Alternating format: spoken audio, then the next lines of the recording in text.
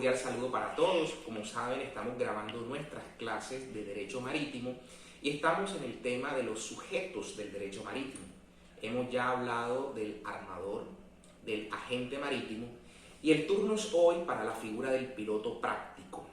Vamos a empezar por decir que en nuestro Código de Comercio no hay una reglamentación sobre el piloto práctico. Existen sí unas normas que tangencialmente tocan la figura, como aquella que, por ejemplo, señala que el armador responde civilmente por las culpas del capitán, del piloto práctico y de la tripulación. Pero es una norma regulando la responsabilidad del armador y toca que éste responde por las culpas del práctico. Es lo único que se dice al respecto. En otra disposición se hace referencia a que si llega a haber un abordaje, es decir, una colisión entre embarcaciones, y ese abordaje es por culpa del piloto práctico, se dice que no se alterará el régimen de responsabilidad previsto en el código. Es decir, va a seguir asumiendo esa culpa el armador, que responderá ante los perjudicados sin perjuicio de repetir contra el piloto práctico culpable de ese hecho o de ese abordaje. Pero no es una norma regulando la figura del piloto práctico.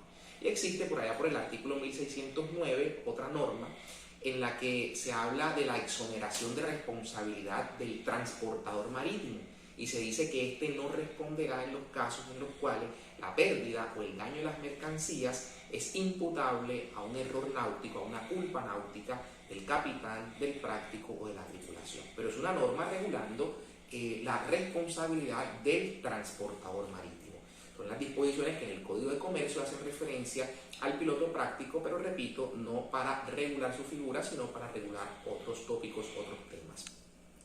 Fue solo hasta el año 1991, cuando con ocasión de la apertura económica, aquí en Colombia los puertos pasan a manos de particulares a efectos de que estos sean los que los administren a través de la figura de la concesión.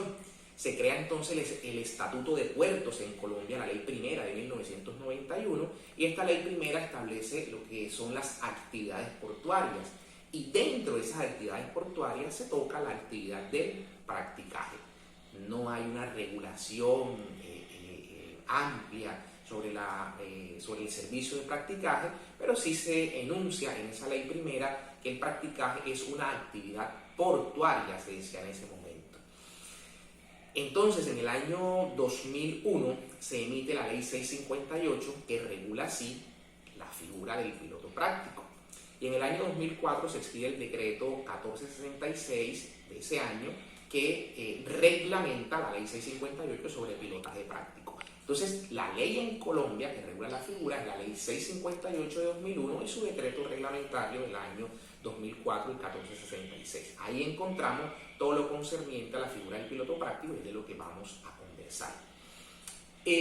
Lo primero es que hablar del practicaje, del servicio de practicaje, que es el que presta el piloto práctico.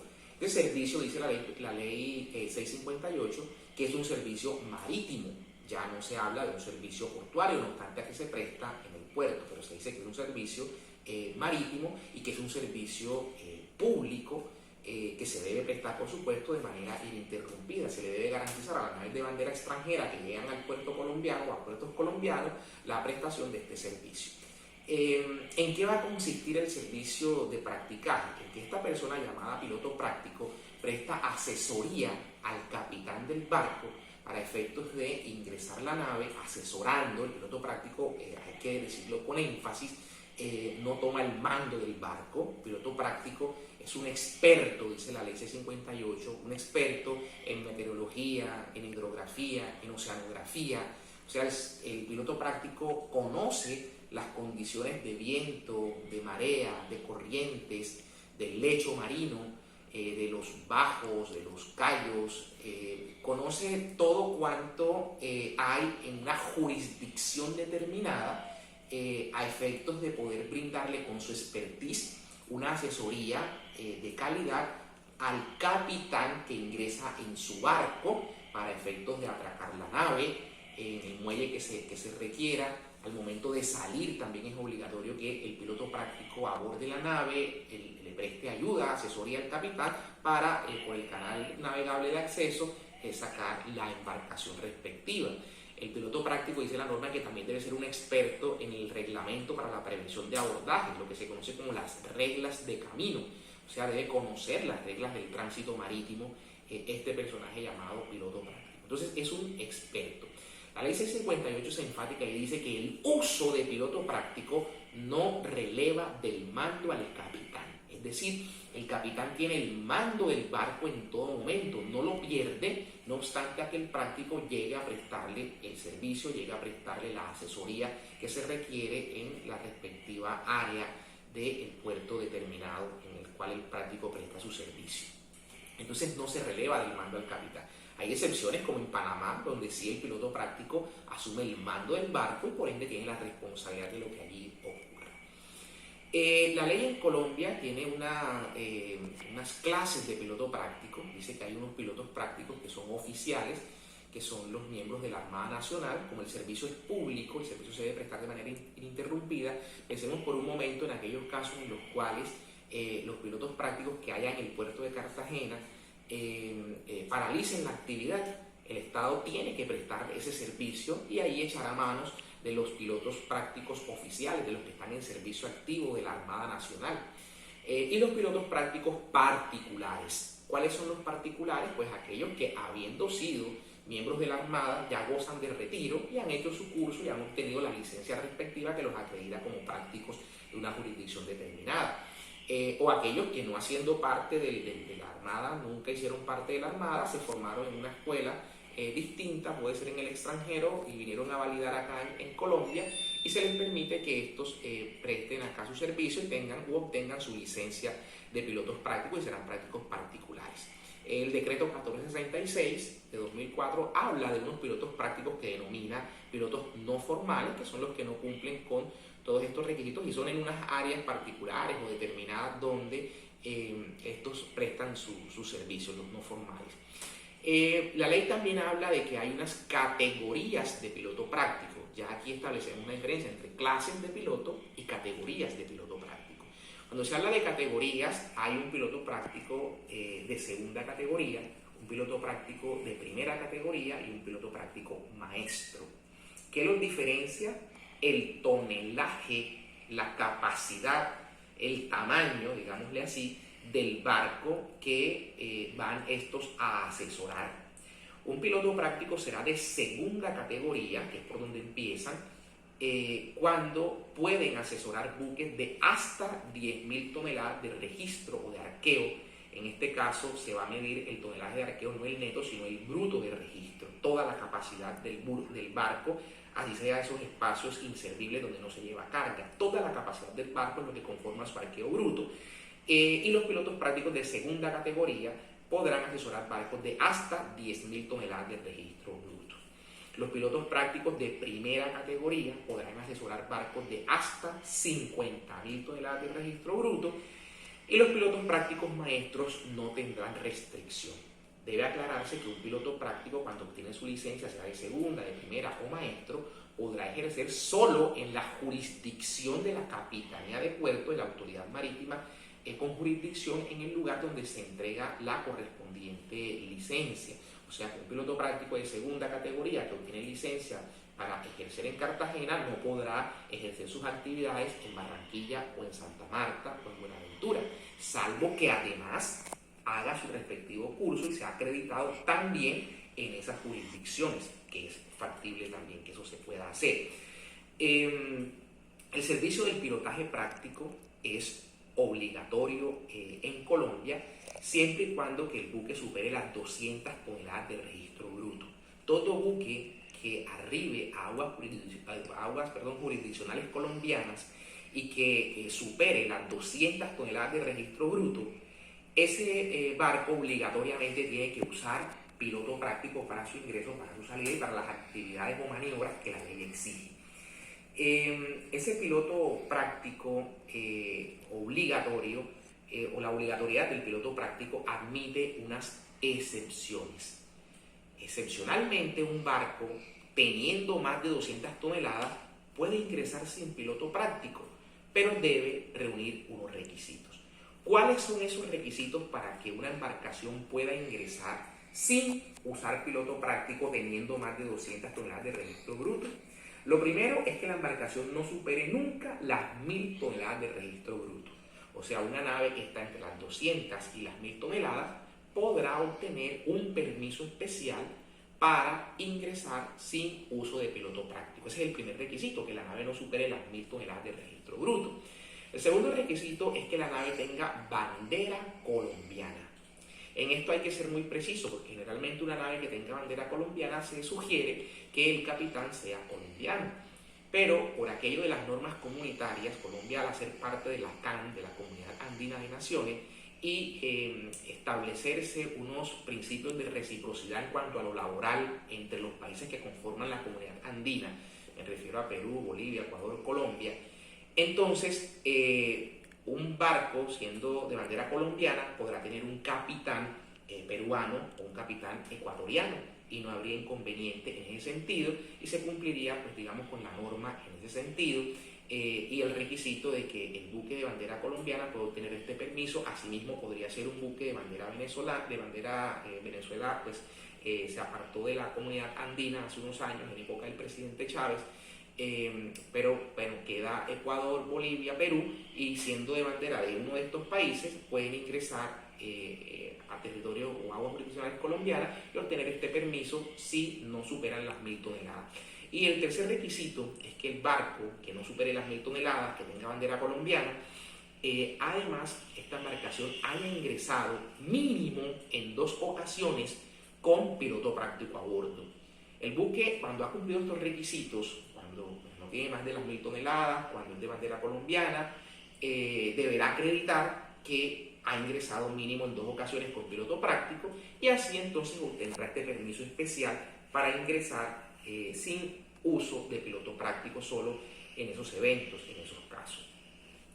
Decía hace un rato que el piloto práctico, que puede ser de primera categoría, segunda categoría y maestro, estos pilotos, para poder ascender, deben, pues, digamos, cumplir con unos requisitos, y vamos a ver cuál es ese procedimiento que la ley establece para que una persona llegue a ser piloto práctico, tenga su licencia de segunda categoría y luego llegue a ascender a la primera categoría y por último a la categoría maestro. Lo primero es que todo aquel, el que aspira, el aspirante a piloto, o sea, el que aún no es piloto y quiere llegar a ser piloto para que le entreguen su licencia de segunda categoría, deberá cumplir un periodo, digamos, de entrenamiento de 6 meses, y estos 6 meses se dividen en fases, cada una de 2 meses.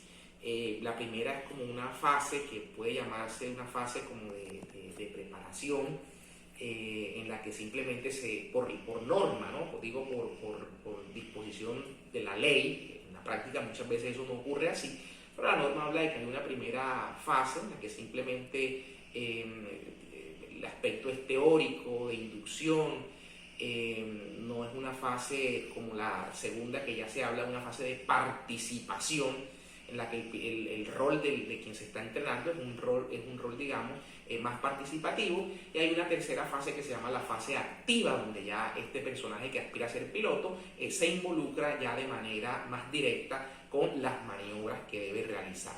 Durante ese entrenamiento, el piloto práctico debe realizar un mínimo de 90 maniobras, 45 de noche, 45 de día. Pues no es lo mismo entrar un buque a plena luz del día que entrarlo a las 12 de la noche, 1 de la madrugada. Entonces se piden que las 90 maniobras se dividan en 45 de noche, 45 de día. Pues si todo esto se cumple y todo está ok, podrá obtener su licencia de segunda categoría. Ahora, siendo de segunda categoría y quiere llegar a ser un piloto maestro, lo primero que tiene es que acreditar que ha hecho un mínimo de 300 maniobras como piloto de segunda categoría. Es decir, no es que hoy obtuvo la licencia de segunda y al día siguiente él ya quiera aspirar a ser piloto práctico de primera categoría. No, debe esperar un tiempo, hacer un mínimo de 300 maniobras, y cuando ha cumplido con este mínimo de las 300 maniobras, entonces deberá empezar su entrenamiento, y en ese entrenamiento deberá hacer un mínimo de 50 maniobras, 25 de noche, 25 de día. Si todo está aprobado, todo está ok, pues obtiene su licencia de primera categoría, y luego seguramente va a querer ser el piloto práctico maestro, es decir, no tiene restricción alguna, pero también le van a pedir un momento, primero acredite que como piloto de primera usted ya lleva un mínimo de 400 maniobras. Cuando ha hecho esas 400 maniobras, entonces usted ya puede ahora sí iniciar su entrenamiento para ser piloto maestro, y en ese sentido deberá también hacer 50 maniobras, 25 de noche y 25 de día. Durante el entrenamiento de quien aspira a ser piloto, durante el entrenamiento de quien siendo piloto de segunda y quiere ser de primera, y durante el entrenamiento del que siendo de primera quiere ser maestro, se debe nombrar una junta examinadora del piloto práctico. Esa junta examinadora del piloto práctico está conformada primero por el capitán de puerto o un delegado de este, segundo por un capitán de altura. Recordemos que capitán de altura es el que hace navegación de alta mar, a diferencia del capitán de cabotaje, que es el que hace navegación entre puertos del mismo estado o del mismo país. Entonces, un capitán de altura y un piloto práctico de categoría igual o superior de aquella a la que se aspira. Es decir, que si alguien es piloto de primera categoría y está haciendo su entrenamiento para llegar a ser piloto maestro, deberá tener en su junta examinadora a un piloto práctico maestro. Pero si es de segunda y quiere ser piloto práctico de primera, deberá tener en su junta un piloto de primera categoría o un piloto maestro. No puede haber un piloto de segunda categoría porque está aspirando a ser de primera categoría. Bien, eso en cuanto a los trámites para llegar a ser piloto práctico. Ahora, hay unas maniobras en particular que la ley exige que se tienen que hacer obligatoriamente con uso de piloto práctico. ¿Cuáles son? El ingreso del barco al puerto, la salida del barco, es decir, el atraque del barco y el desatraque y el zarpe del barco se tienen que hacer con piloto práctico. Un piloto práctico tendrá que salir en su lancha, abordar al barco allá en la boya de mar cuando ingresa el barco al puerto y empezar su tarea de asesoría hasta el lugar de atraque. El atraque lo debe realizar o se debe hacer con la asesoría del práctico. Recordemos que el atraque es cuando el buque queda en el muelle, se atan los cabos a las vitas o a las cornamusas o los elementos de amarre del muelle. Eso se debe hacer con la asesoría del piloto práctico. Ahora el buque va a desatracar, es decir, a soltar los cabos y a iniciar su zarpe y su tránsito por el canal para salir. Debe todo eso hacerlo con asesoría del piloto práctico. El piloto práctico, una vez saca el barco del puerto, llega a la boya de mar y el barco sale, deberá descender del barco, tomar su lancha y regresarse. Además de eso, es obligatorio el abarloamiento. El abarloamiento no es cosa distinta que poner dos barcos de manera paralela. ¿Para qué? Para hacer trasiego de combustible o de hidrocarburos que se están cargando en ocasiones, para transportar mercancías de un barco a otro, que en ocasiones se valida o se puede hacer.